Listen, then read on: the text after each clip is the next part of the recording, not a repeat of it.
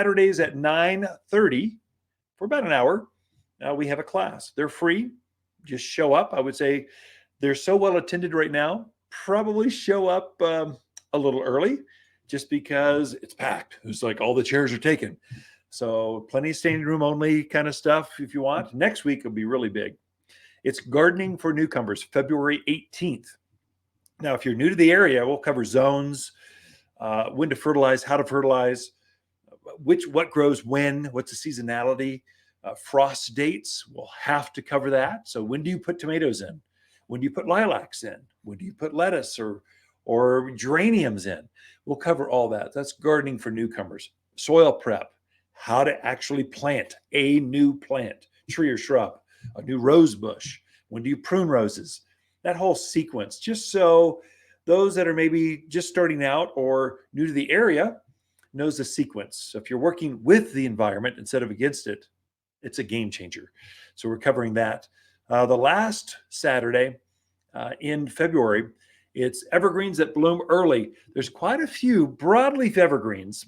So there's conifers. They put on needles. That's spruce, pine, cypress, cedar, firs. Those are all conifers.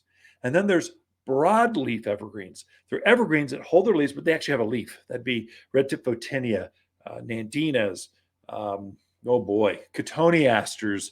There's a whole series of Rhaphioliptus. We can go on and on. We're covering those. Many of those will actually bloom for you as well. So the evergreens that bloom early. So if you want a shrub, whether it's a hedgerow that you want to block out your neighbors or a cute little thing off the back patio or in a container, raised beds, we'll cover those evergreens. And we're trying to stock the garden center up for those classes. And so it's a good time to get a good selection. You'll know which ones do best, which ones grow. And then the spring to-do list, that's the first one in March.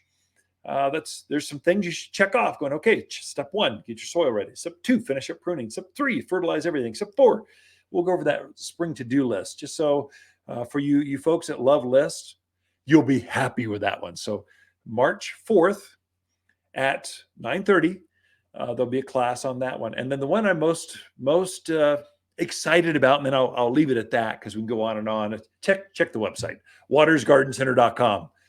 It's all right there. There's a big tab right on the front screen, classes. And so you'll see what classes are coming up.